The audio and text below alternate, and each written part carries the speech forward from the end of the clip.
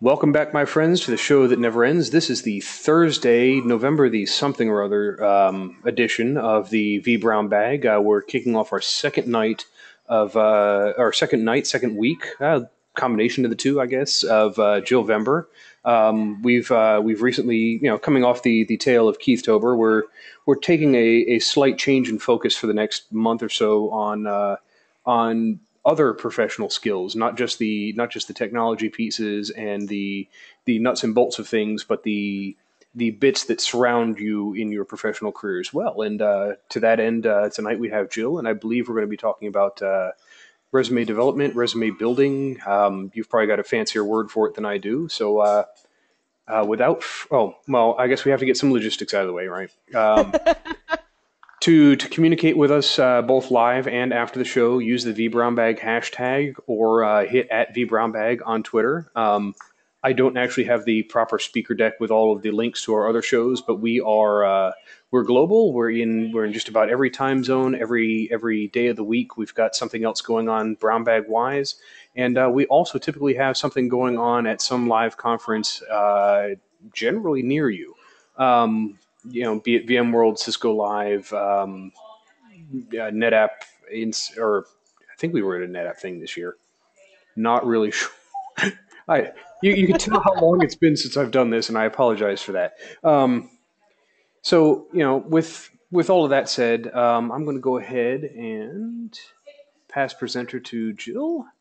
And oh man, why does it? It's got to like go to always has to ask like a bazillion questions, but I think there we go.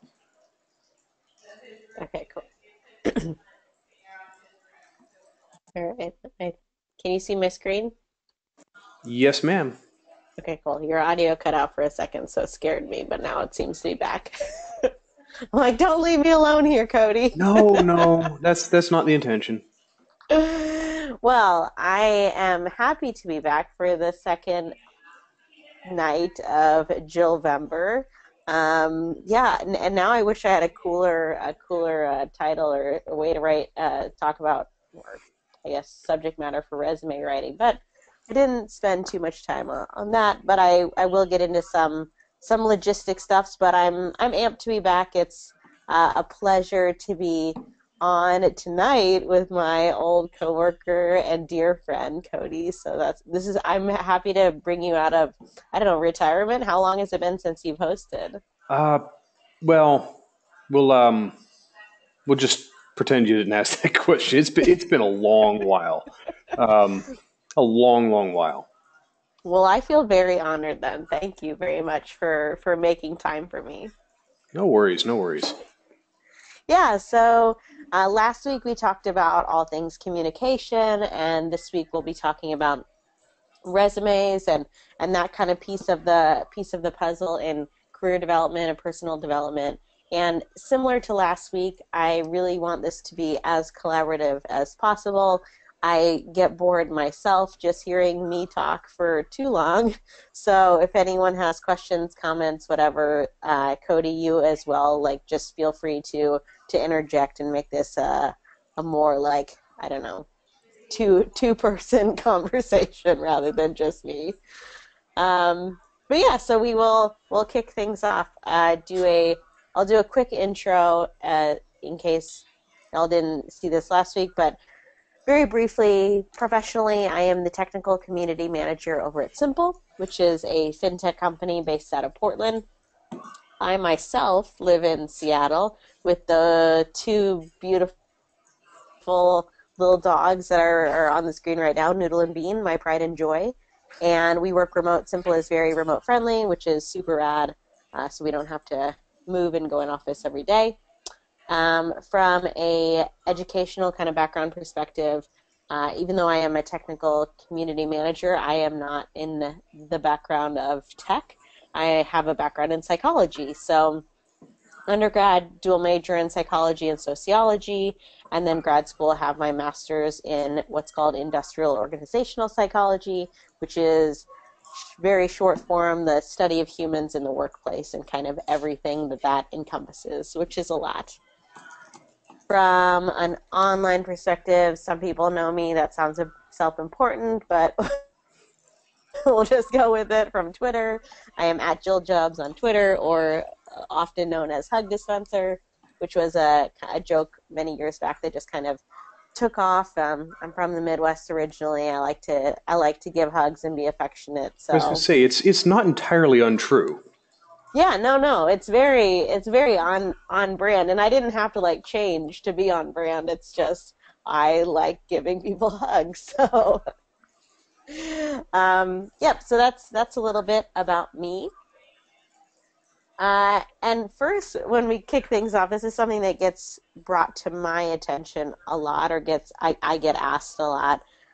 We're living in the days of LinkedIn and GitHub, et cetera, any kind of like online profiles, and so people often wonder, are resumes dead? Like, should I even be updating my resume? Or if I should be, like, why do I have to do this still? I hate doing this. Like, the only time I do it is when I am job searching. And I am right there with you, where it's definitely like a burden, but unfortunately, the resume is not dead, as it says here, but it's on life support. So I do fully anticipate that, I don't want to give a timeline for certain, but in years to come, and I don't think it'll be that far into the distance, resumes will be of no more, where because it's so easy to, well, one, from a LinkedIn perspective, just see someone's background on there. I have many individuals now just like send me LinkedIn profiles even if they're formally applying to a role rather than writing a resume. So people just want to do it on there, or because it's so much easier to connect with other human beings in this modern era, that people just get jobs a lot kind of through connections. And when you're in-person interviewing, typically the resume is kind of the, I don't know, like the easy way to like jump into questions. So many people have probably experienced this, where you'll go into the interview room or whatever, and someone will ask you like, oh, something in particular about your background, and then you'll kind of tangent from there. Whereas it's not like kind of running down that list or anything. So it's more utilized now as like a jumping off point, rather than anything else. So it can be frustrating to have to update, but it's the world for now that we live in. And Actually, can we yeah, take a pause right there? yeah, So we have a couple of questions.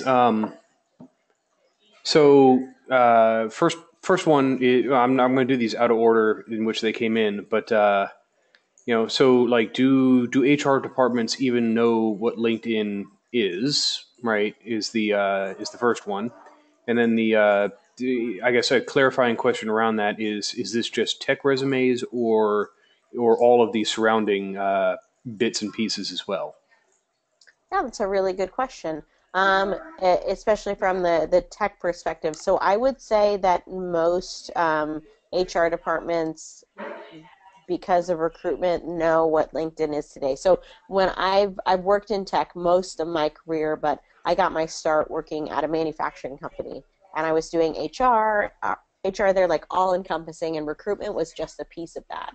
And even then, and that was 6 or 7 years ago, we used LinkedIn to source mechanical engineers, salespeople, marketing, etc. So that was very much outside of tech. Like, this company manufactured Slurpee machines. So it was not, I mean, there was definitely like some cool engineering happening, but not in the capacity that we in tech think of it. Okay. And then the last one in that vein is it a resume, a CV, or what? Yeah, so how I take this, and so the term CV is utilized from my experience stateside within academia. So if you're applying to any kind of academic role, they still use that, because you might put on there like, I don't know, it's more based on publications or things like that. But I have internationally seen CV used in replacement of resume. I mean, they're kind of interchangeable terms in general, but by definition, I think a CV is academic and a resume is for any other kind of layman's job. But I've seen it used back and forth. Okay. Yep. So you mentioned like you'll get folks when they're formally applying, like just dropping a LinkedIn profile. Is that like again? It's been what? I'm at Rackspace almost 10 years. It's been 10 years since I've had to apply for a Yeah. position. So is that feels kind of like you were saying before. It feels kind of self important or so like here's my brand and just like don't you know who I am ish. Is Right. Yeah. that is it an accepted practice or Yeah, so I'll answer that kind of twofold. One, there's actually a lot of ATSs, and what that means in the HR world is applicant tracking system. So when you go on a company's career page and you see a position, and then it says like apply here, and you fill out all that stuff, that links all of your information into the company's applicant tracking system, which is what the recruiters and the hiring managers kind of go through. A lot of the newer ATSs are will have just like a tab where it's like you can apply by uploading a resume and it can kind of scan from there, or you can connect to LinkedIn and just apply that way. So I think that so many people were just adding like a link to their LinkedIn that they thought that it made sense to have the software be able to talk to each other. So most of applicant tracking systems these days do it. I agree that it does feel like weird and cold-ish and a little bit self-important, but that's definitely the way that the market is going. Um, I can tell you that when I was working, so I worked for a company called Blue Box, which is a private cloud company, and they were acquired by IBM. And IBM, obviously, very large enterprise, and they have a lot of proprietary software that they use and have always used, and things like that. So the ATS we used there, it was a little bit more old school, and you had to apply like going from box to box, like first name, last name, and entering like your college and like each job. I know it was like it's a lot, and so you have to be like really dedicated to want to do yeah that. Is especially compared to all these other companies that are letting you just like do a one-click kind of thing. yeah But yeah, so I wouldn't feel bad, I would say, about just putting in your LinkedIn. Even like I'll see people who it'll say just upload your resume, and a lot of people will just kind of download what their LinkedIn profile is and then upload that as a resume. My only like word of advice there is like if your LinkedIn doesn't say much, then it's still the same thing as like a resume not saying much. So yeah just be careful, and we'll get into this a little bit more, but like be aware of what's on there. okay. So I mean we're from this conversation we keep stemming questions in the chat and that's a great thing. So like, is LinkedIn enough, or LinkedIn with a cover letter, and then and then it forked into a little bit of the branding discussion. I know we touched on that. In fact, like we may just need to have you come back and do some branding specific episodes too. I think so too. From all the questions we were getting last week about branding, I was like, okay, this is like Yeah. let's put this in our back pocket. Yep. So I think we'll just table some of the branding questions for later, but oh no, Mr. Graham, that's okay. But we'll table some of the branding questions for later. I know we've got some prezo to get through, but like I actually want to know like is LinkedIn or is LinkedIn with GitHub or LinkedIn with a cover letter, like are those sorts of things enough? And then for those of us with a little bit more of a privacy bent, right? Like Yep. I I worry that some Rackspace competitors, or when I worked at the telco, or actually I worked for uh, we were an itty bitty startup that fancied ourselves as competing with Salesforce, and so like Yeah. it was a no no to put what you were working on LinkedIn because well information leakage. So I've got a plethora of questions around that as well. So I don't like I also don't want to take us too far off stream, you know. Yeah, no, you're totally fine. And I think that a lot of these will be interwoven into what's coming up. So like again, feel free to kind of interject as you see fit. Okay, but we'll get through a couple more slides at this point. So another slide that I talk to a lot, I've said it in multiple presentations. So just because I can't talk about looking for a job without telling the full picture, the skills or what I consider kind of your resume portion is just a piece of what a recruiter or hiring manager or whatnot, whoever's doing the recruiting function, is looking at these days. It's kind of full picture. So although you need to have, obviously strong skill set, but there is a branding aspect, meaning like what happens, what do they find like when they Google you, a network perspective being, what networks or technical or whatever non-technical communities you're involved in, and then reputation being what are other people saying about you. So obviously skills and resume is still an important piece, but it's a full thing. It's a full picture image these days. So always have to interject that and just keep it in consideration. So this is the funny thing and kind of life cycle of a A resume, resume and octagon. right? I made this. I made this myself. If you can't tell, um, so so and actually, like, let me try to see this. I had a part of it covered that I couldn't remember what it said. Okay, so the life cycle of a resume, I start at the top, is like the human decides that they want to look for a job, so they update their resume, and then a recruiter sees the resume, and then interviewers see the resume, and then resume returns to hibernation for like the next like however many years.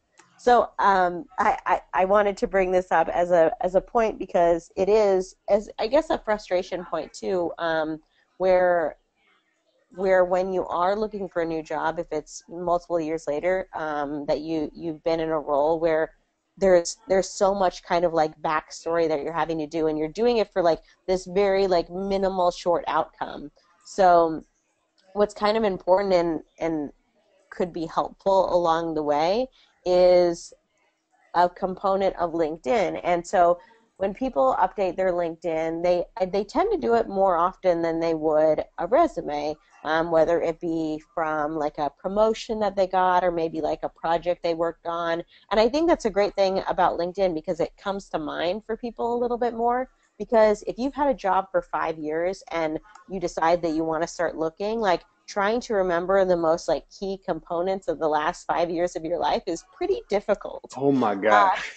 yeah, and I mean, imagine being in a job for way longer than that. So you forget like the cool stuff you've worked on, and you have a very much like recency effect of like what you've done the last year maybe, and there's a bigger picture to tell or a bigger story to tell. The So I the other thing yeah, I found is that you end up with too much, right? Like yep. I'm at Rackspace 10 years. I've not worked on the same thing for more than 6 months in a row in that span, right?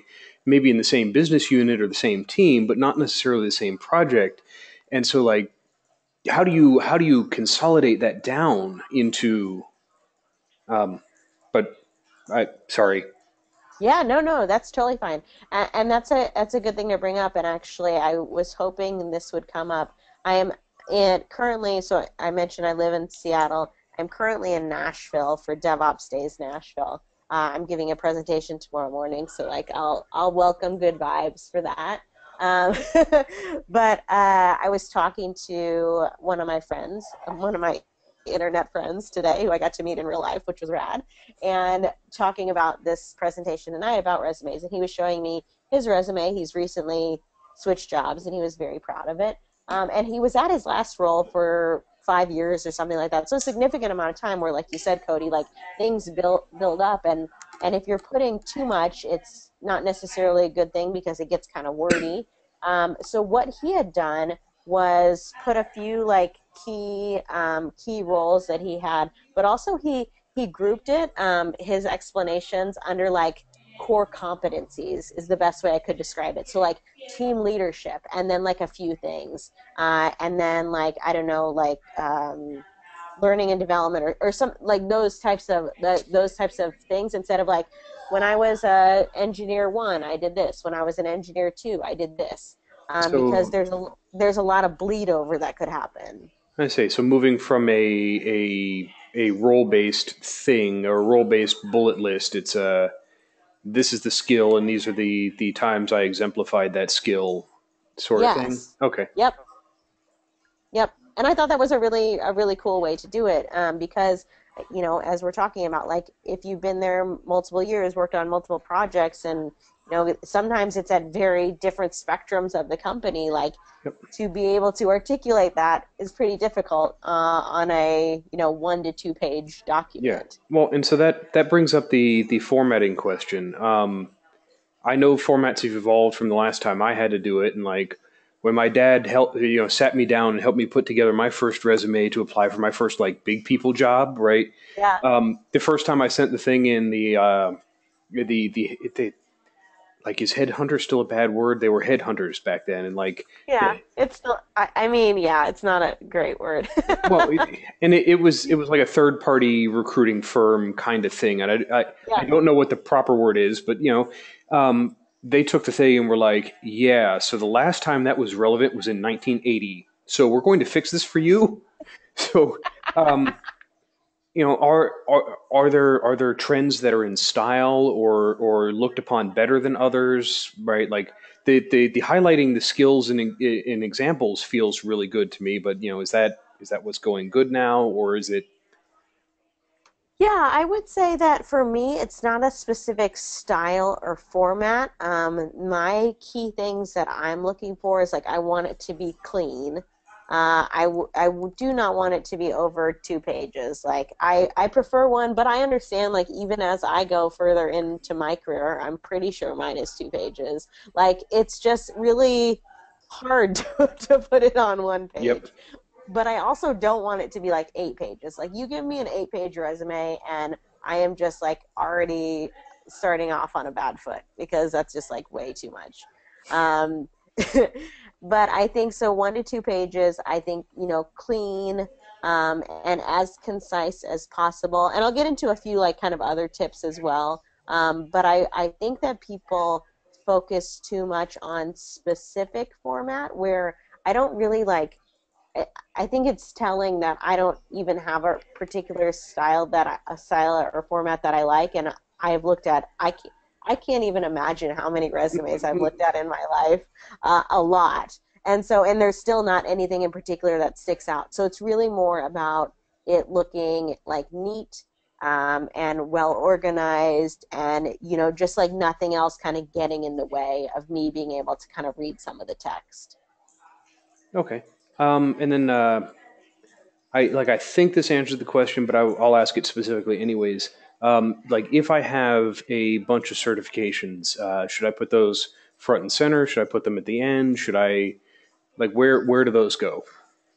Yeah, that's a good question too. So I would say if you are, and I mean, I know y'all like certifications in the VMware space. There's like a lot of them. Yes.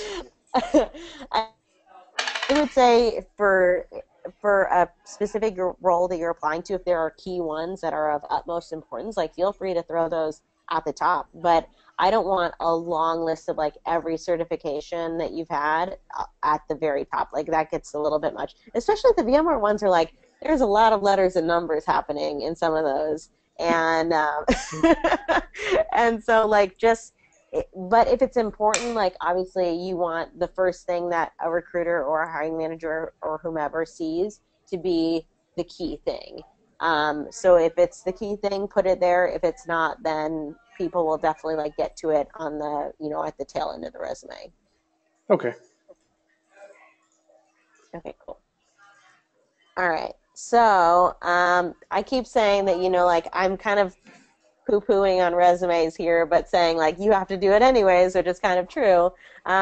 So my frustration out in meme form as we do.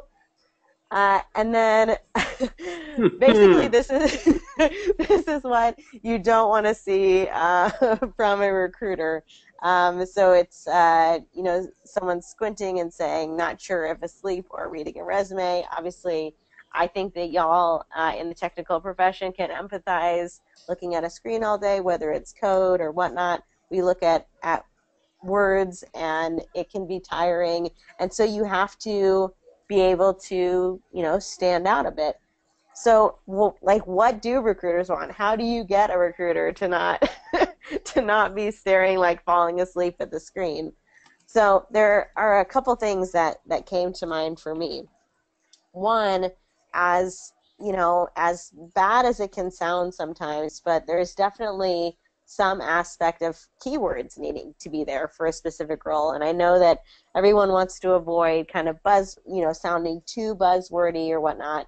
But if you are looking for a role in like I'm very DevOps minded right now since I'm at DevOps days, but in the DevOps space and you've worked with specific configuration management tools or specific monitoring tools, and those are important. Then, like, even if they're buzzwordy or containers or whatnot, like, put those in there because they're especially as a recruiter when you're still very much learning. I mean, anyone is always learning, but like less tenured in their career, like that's going to be the immediate like jump out thing. So we need something to catch our eye so that we are intrigued to read more.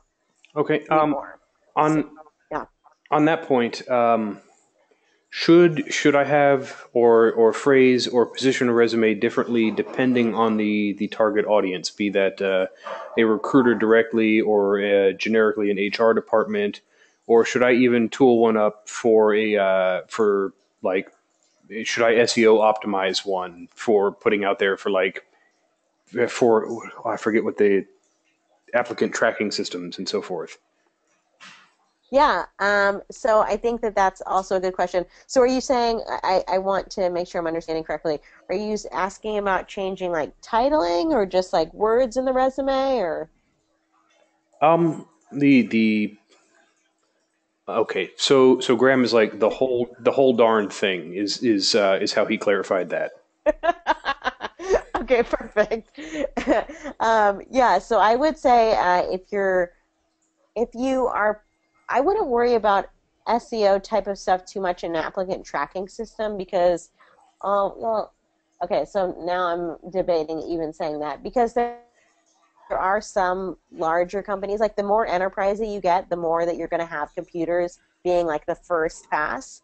But typically what that is, this is just like some insider trade information. If you if you apply for a role and there's a couple like questions that are asked off the bat, so sometimes it'll say like I don't know, like it could be years of experience in a certain technology or whatever. That's like when a computer is involved, and a computer will go through and do the sorting of resumes, if you will, through that.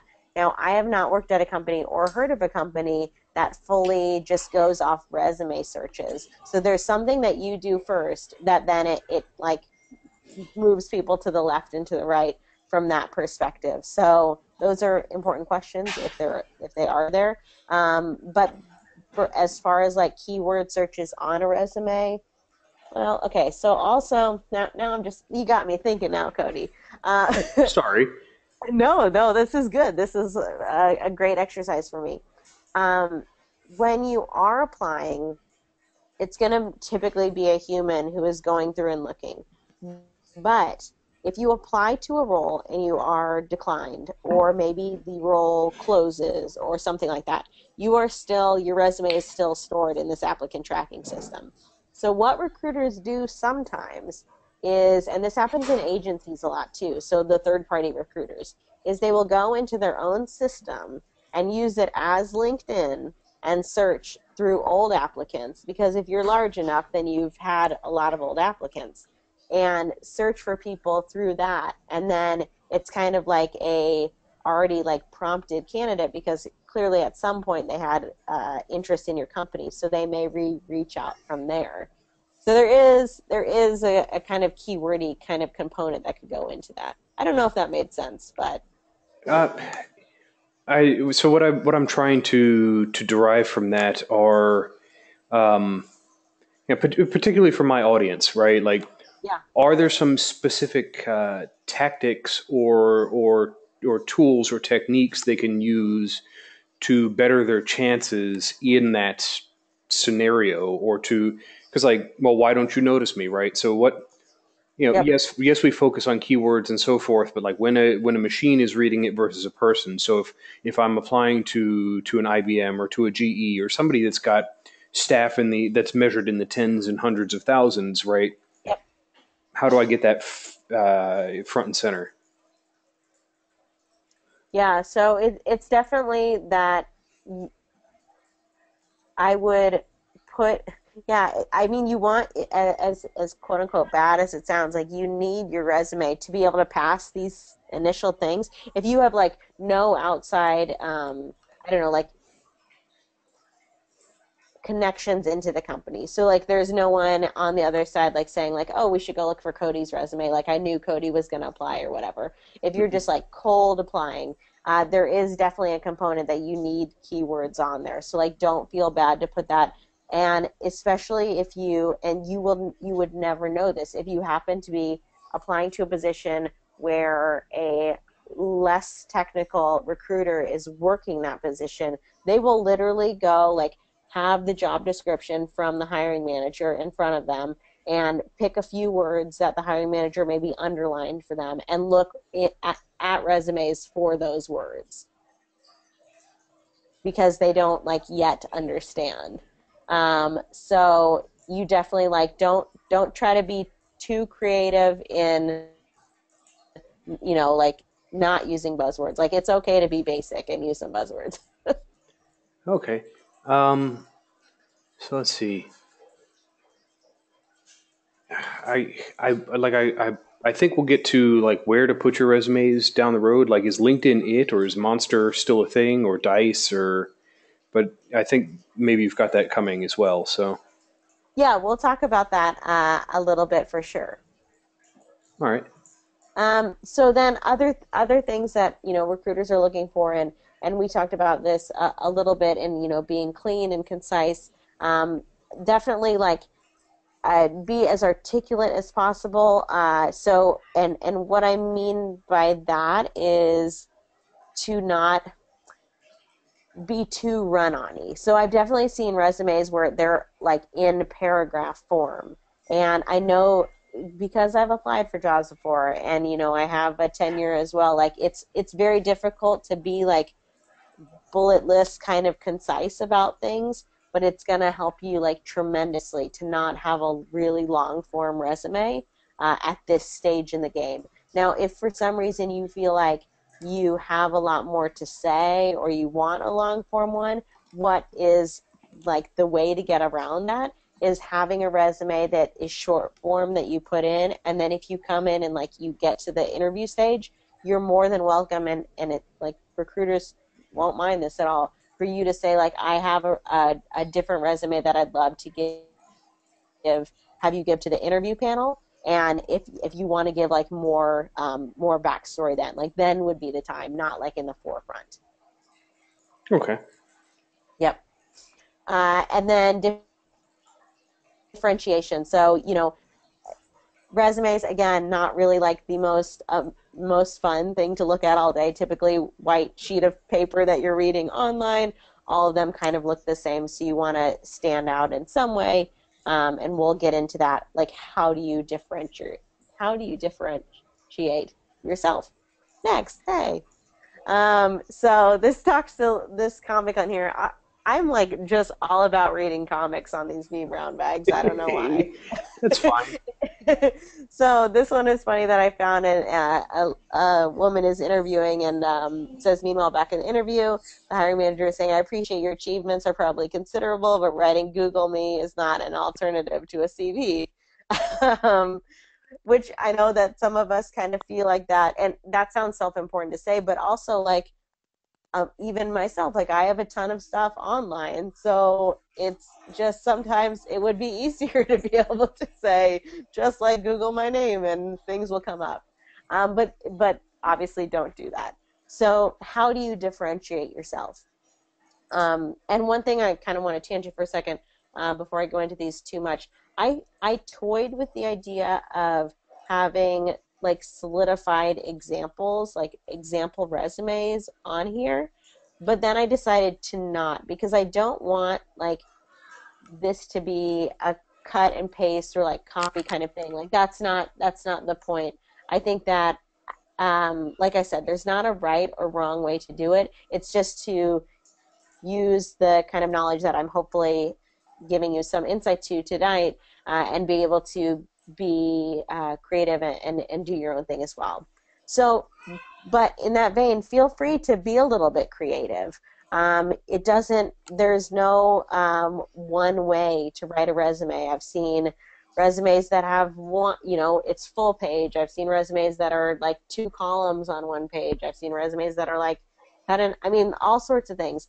I think that creativity can be eye-catching for sure, but I wouldn't, one, don't go overboard on it. But two, like, also don't do it if, like, don't get crazy if that's not your thing. Like, my resume is actually, like, pretty boring looking, all things considered.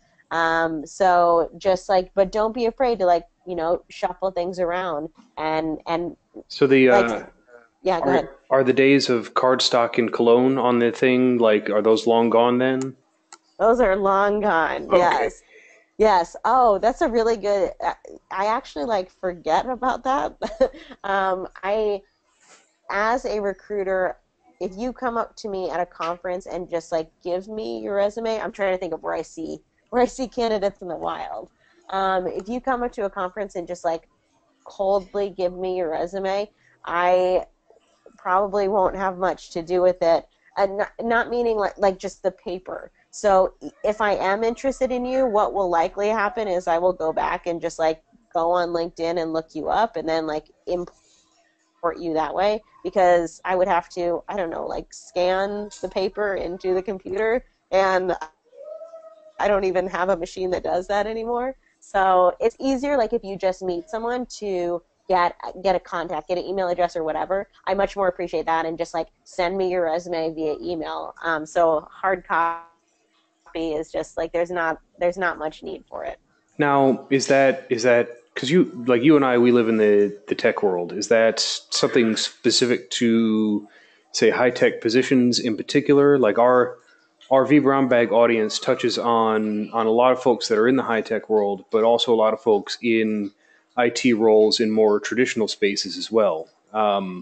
So, like, does that piece of advice apply?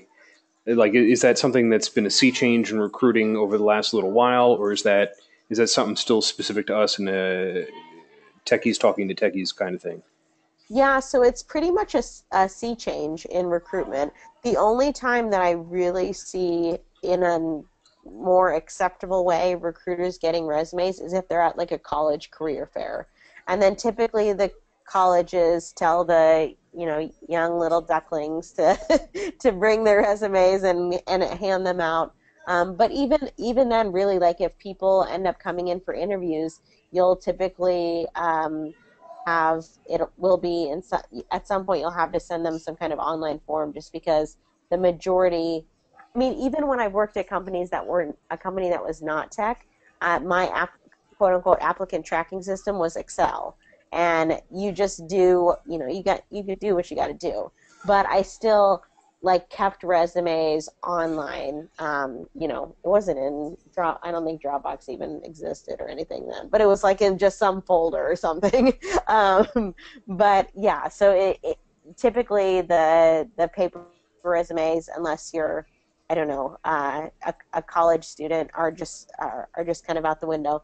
I would say to still, where I might see them is people may bring them still to an interview just as a backup, but I have not personally brought a resume to an interview in a while, but that I am in a pretty high tech capacity. So I would say, for safety's sake, feel free to bring resumes with you if you want to, like, to an in-person interview, just in case. And then on that send me the e-copy note. Like, one of my prior hats in a life that it's like in IT. There's a few things, like, if you do them early on, you never really get all the way away from them, and infosec is one of those. And, like, well, yeah, sure, send me the PDF or send me the doc file, is like, that's how phishing happens, right? That's that's that's Yeah. that's not necessarily a great practice. So, um, I don't know if I even really have a question there, or like it's just a general concern, you know? Yeah, that's something that admittedly I had not thought of before. Um, so I'm not sure how that is works in the InfoSec world then, because Well, that, even yeah, just in general, like if if I'm sending you a resume in a PDF or a doc format, right? Your spam filter or your web filter or something like something beforehand will catch it and presumably scan it and make sure it's free of things. But like double yeah, clicking a doc file is how you get these they call it ransomware nowadays, where like it encrypts your hard drive, pops up a thing and says pay us in Bitcoin or else, right? So yep. like I'm kind of scared of doing that, but I would imagine like since you have met the person in person, right, you are expecting something from them. Yep, you So and typically what I mean, the majority of what those emails look like from my experience are like someone writing and saying, "Hey, I met you in the hall at DevOps Days. It was great chatting with you. Like I wanted to follow up per your request about sending a resume." So, okay, yeah. Don't just like send a resume with no text or you probably will just get deleted as well. or without Or even a who warm knows because intro, right? yeah.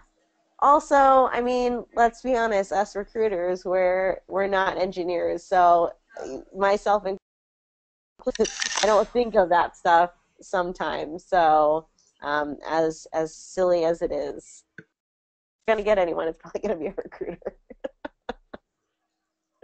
Yep. Um, okay, so any more questions at the moment? I don't think so. I mean, we've tangented all over the place, so I just kind of want to back off in the questions a little bit to make sure we've got time. Okay, no, you're cool. Oh wow, yeah, it's the time is going quickly. Look at us. So one of my favorite things, actually, and this is about differentiation, is the addition of links. So this is what I do personally on my resume. So I'll have my name and whatever at the top, and then I have my top three links at the moment, whenever that is.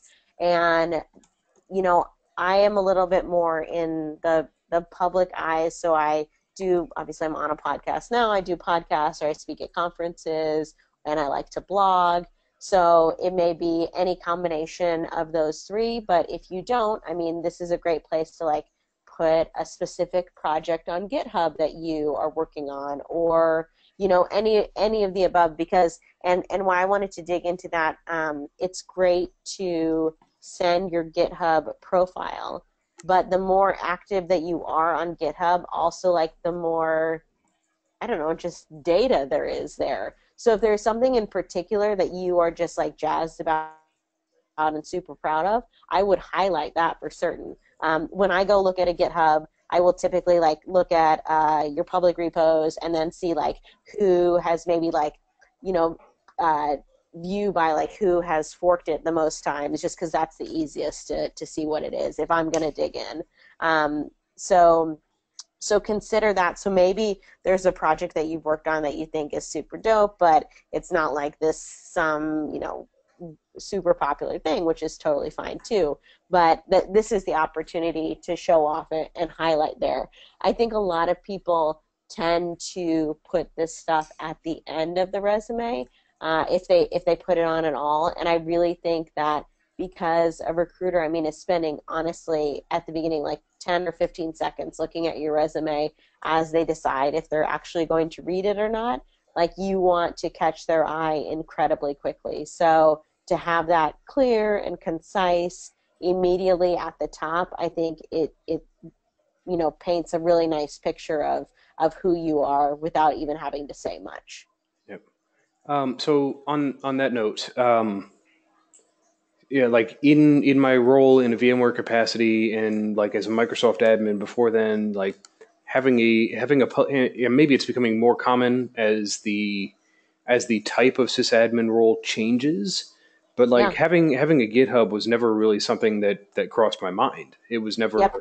and then like on top of that, this leads into the like how much social stalking is an appropriate amount of social stalking to do for candidates. Like, is there an appropriate time to ask somebody for their Facebook or their LinkedIn or their Twitter handle, right? Like I lead with mine because that's like I'm well out there, right? But Yep. not everyone is. Not everyone is as big a social butterfly. So what is the I, Yes. I'm going to leave that a little open ended there. Yeah, no, that's totally fine. So, I mean, like you said, there are some people who will just put it out there. For me, if I'm interested in like this is my process, and I realize that my process may be different than other people's, so that's my slight warning. But if I have a resume coming in that I am like doing a quick view and interested in, and I'm like scanning through and it seems pretty legit, I am immediately going and Googling to find their, I mean, I'm doing mostly technical roles and specifically a lot of development these days. I'm Googling to find their GitHub. I'm Googling to find their Twitter. I don't usually look up Facebook because I really don't care that much about your intimately personal life. But then probably LinkedIn as well. Just so like LinkedIn is a really good resource for me to see who we have in common, and that's what I use Twitter for a lot too. So to see like if you're following anyone from who I'm following from my company, or if we have friends in common, so that I can see like who I might need to reach out to see a reference or something like that, a side reference. But that's what that looks like. So nothing is off limits per se. I know some recruiters who go super deep into it, some who don't. But I think that it's silly not to Google someone at this point in 2016. Yeah. So just obviously be cognizant of that as a candidate, that what you put out there is So public. and then on in that vein, like again, it's been ages since I've had to do any of this. It used to be that like if I were providing a reference of a prior employer or so, like the most that could be done was you could like validate my that I was indeed employed there and like maybe I guess the duration and like was I fired or not, and even then that was kind of gray area. So like are these side references or like the connections that we have in common, like what sorts of questions are you allowed to ask them, or is that just like an ethical gray area, right? Yeah, so it's really people can ask whatever they want. It's completely fine. Like my references at that point are more like, oh, you worked at Rackspace at the same time as Cody. Like it looks like you might have crossed paths. Did you ever work with him? Like what was he like on the job? That kind of thing. Whereas because now typically what happens at most companies, and this is non-tech as well, a lot of professional references are not done that much. I see them done more still on like the C-suite kind of capacity, because people will, I mean, those are long searches and people really deep dive into human interaction at past companies. Obviously, it's a huge commitment to bring on a C-level. But from a individual contributor perspective, it's typically something that's just done in the Hello. arrested in the county or whatever that you live in, and then um if you've worked it. I'm not Go sure ahead. if that's my audio going or your audio going. Can you hear me? No, we keep you keep coming in and out there. So um the and maybe we'll just rephrase the question a little bit. One of our audience members is a little skeptical on the like yes you can actually ask for these things, because like during an interview you can't even ask somebody like are you married or do you have kids, right? Now if they volunteer that's one thing, but you know so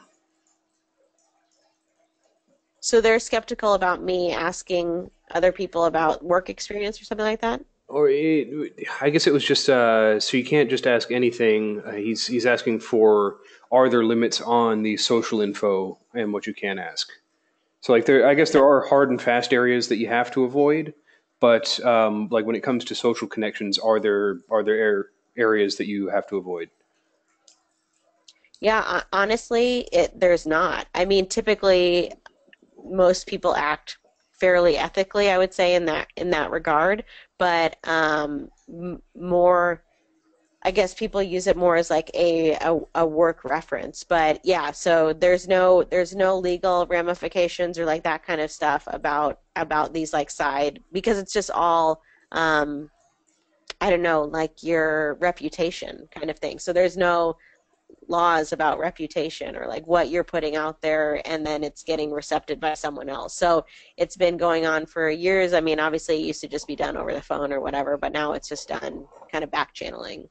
Okay. Um, and then what we're going to do then is because we're actually butting up against the Latin America show, so I'm going to actually like put a kibosh on all questions, and we'll just power through the last 10 minutes or so. Okay. Okay, cool. And so then the last one on here is don't be afraid to storytell. And because I mean you want to seem human. That's and it's difficult to seem human on a resume. So what I've seen done and actually what I do on my resume as well is and this is just at the very end and I kind of have like a like three or four sentences about like what what differentiates me and like what makes me me and mine is like some blurb about how I'm very like relationship focused and like I love building relationships with candidates and seeing that grow and it's a little bit more articulate than I'm saying now but it's so that if someone is still reading at that point that they can hear in my voice who I am and so I think that having the links at the beginning, especially if you blog or anything like that, and being able to share your voice that way, and then kind of bookending it at the end with a little bit about you, can be really powerful as well. If someone's looking for something that's like just just that thing that will make them kind of move forward with you. So don't be afraid to add that. And I guess it's kind of like a summary, and some people put it at the top a lot. I don't think it's that impactful at the top because when you go in as a recruiter and you just see like a ton of words, like the first things first, like I want to see if I should be spending time reading that. So even if it's at the top, I probably won't read that first. I'm just looking for a couple like positions you've been in or keywords or that kind of thing before I'm committed to reading through it. Okay. Next is things you should not do on your resume. A couple things recruiters just do not like to see. Um, so obviously, I guess it's not obvious because I see it a lot.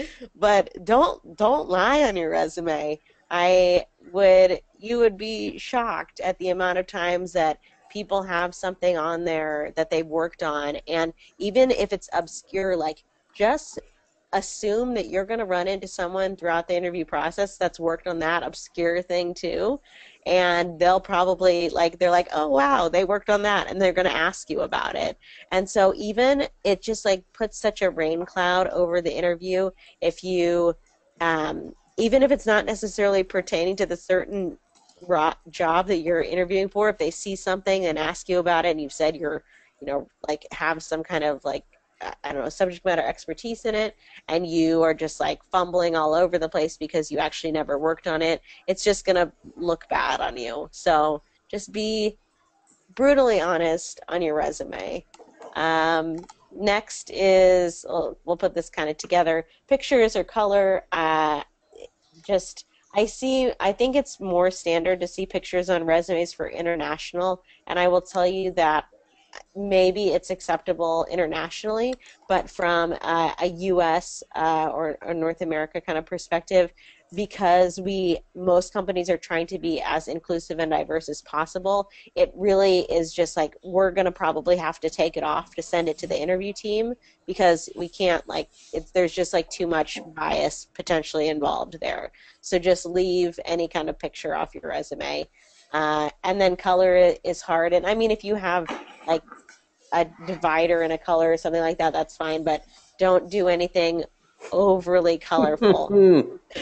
With the caveat, if you're a designer or in that vein, totally do something colorful. Like if that's your job, then you probably want to get creative on your resume. And that's the only time that this is like acceptable. If I see something just like crazy on a regular like sysadmin resume, it's confuses my brain, and you don't want to confuse recruiters like off the jump. So, and then extensive text, we talked about that. Don't try to like put everything in paragraph form if you can. Try to make it as quick as possible or like easily digestible as possible. Abbreviations, this is a big one. Say you've been at a company for a number of years and you feel like Hmm. these abbreviations are known things. Turns out they're not. And then and then it's not, I'm unsure if like what that stands for. Maybe like at my company it stands for something totally different. And so just try to write out in full form as much as possible. Just even if it's like you feel like you're overdoing it, like that's better than saying something and just Yeah. having other people not know what you're talking about. The rule of thumb for tech writing, so for the OpenStack cookbook, actually it was a Pearson author, or sorry, Pearson editor that gave me this rule of thumb is the first time you are using an abbreviation in the text, or more specifically in the chapter or page, spell it out completely, and then Yep, past that point you can use it as you see fit, but spell it out completely at least once. yep. That's a definitely a great rule of thumb for sure. There's too many abbreviations in tech and it just gets entirely too confusing. Uh, and then those words. And what I mean by this is it's when you read as many resumes as I do, you get really tired of seeing the same verbiage over and over again, like go-getter or motivated Oh my or like lord.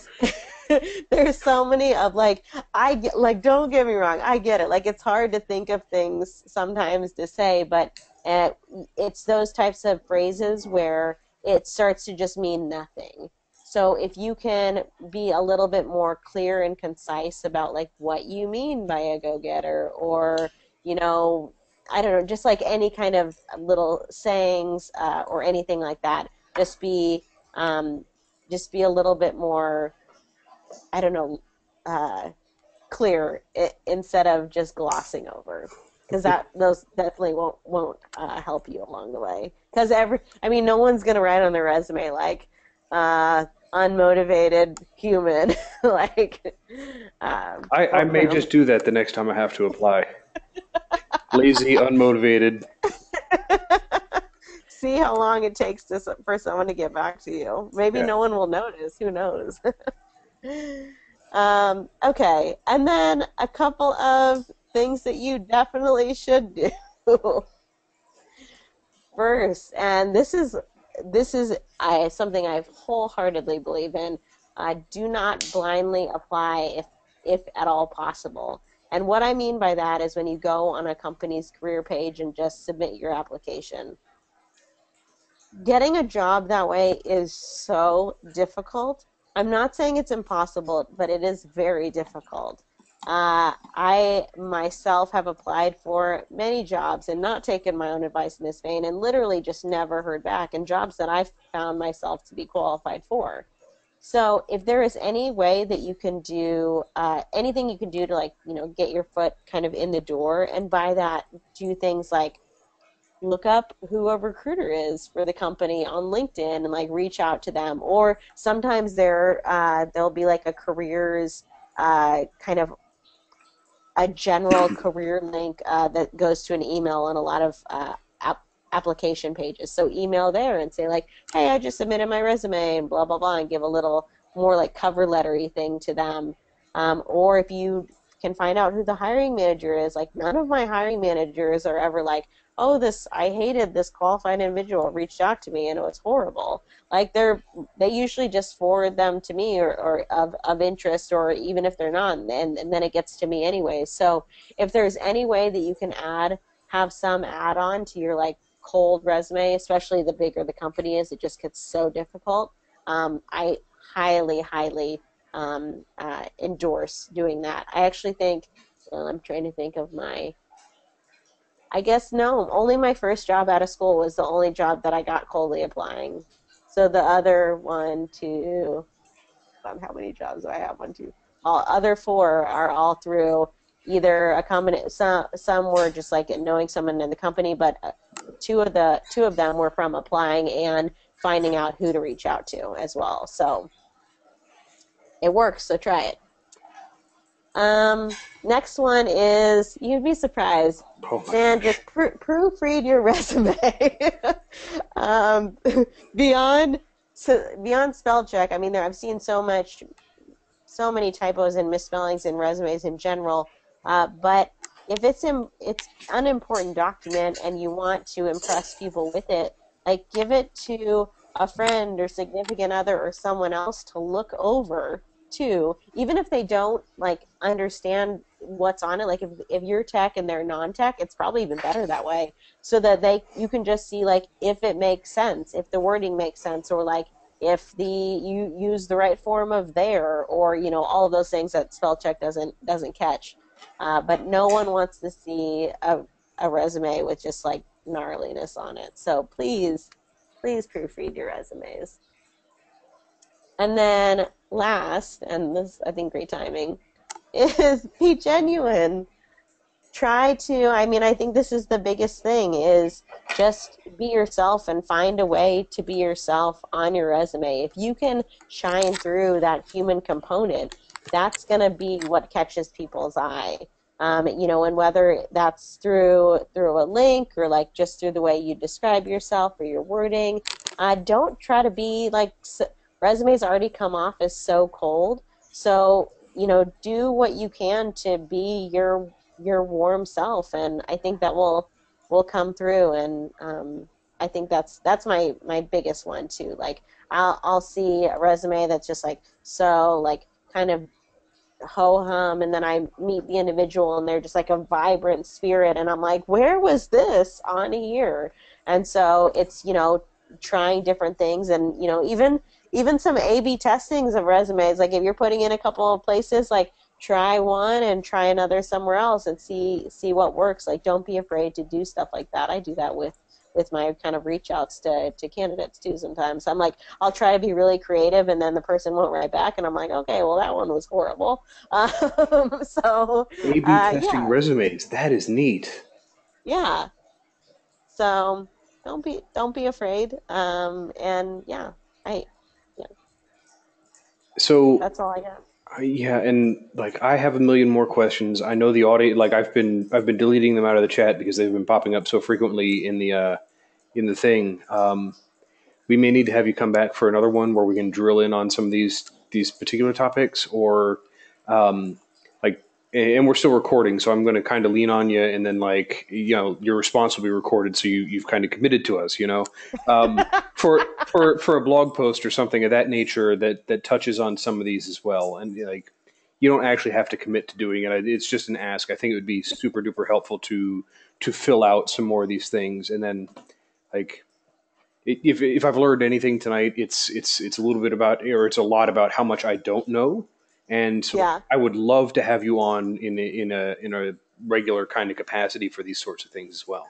So Yeah, no, I think that would be great. I'm having a great time doing these, and this one, especially with so many questions, like it's one of those things where, as you can imagine, I get asked all the time, and I've just never taken the time to like sit down and write a blog or do something about it. So I'm happy to collaborate and see what we can make happen. all right, and with that, guys, I'm going to like we are running into Brown Bag Latin America time. Apparently, time zones are really difficult when we're doing these things. So let me go ahead and cut recording. 3, 2.